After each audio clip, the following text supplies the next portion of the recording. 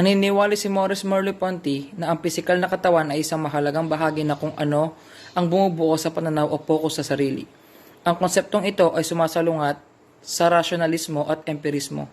Igini ng rasyonalismo na ang katwiran at pangunawa sa kaisipan sa halip ng mga pisikal na pandama at karanasan ang batayan ng kaalaman sa sarili. Ang mundo ay ganap na nasa loob at ako ay ganap na nasa labas ng aking sarili. Sa kabuuan, iginiit ng gawain ito na ang sarili at pangunawa ay nakapaloob sa isang pisikal na katawan. Sa makatuwid, ang pisikal na katawan ay bahagi ng sarili. Kung susuriin ng maigi ang filosofiyang ito, pinapakita dito mahalaga naman talaga ang pisikal na katawan sa anumang gagawin sa natin.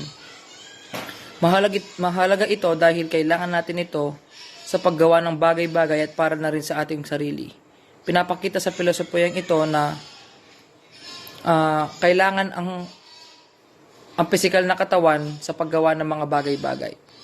Patrick Ocampo, agree ka ba dito at ano ang iyong opinion sa filosofiyang ito? Agree ako dyan, friend. Sabi nga ni Merleau-Ponty, ang katawan bilang pangunahing lugar ng pag-alam sa mundo, isang pagwawasto sa mahabang filosopikal na tradisyon ng paglalagay ng kamalayan bilang pinagmumulan ng kaalaman. At pinanindigan na ang katawan ang pangunawa at pinaghihinalaang mundo nito ay hindi maaaring iwalay sa isa't isa. Ang pag-unawa ay transcendental sa diwa na hindi ito lubos na maunawaan mula sa loob ng isang ganap na layuning siyentipikong konsepto ng buhay ng tao.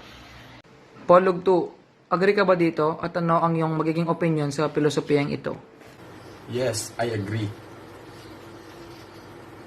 Because it's not always required to reach consensus on a philosophical ideas, such as how important the physical body is to one's sense of self. However, it's crucial to recognize that philosophy is a discipline marked difference of opinion, and conflicts frequently result in insightful conversation and the development of ideas.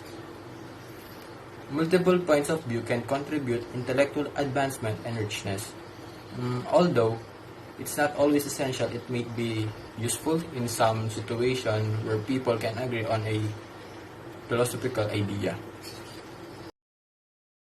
Everyone is alone and yet nobody can do without other people, not just because they are useful, but also when it comes to happiness.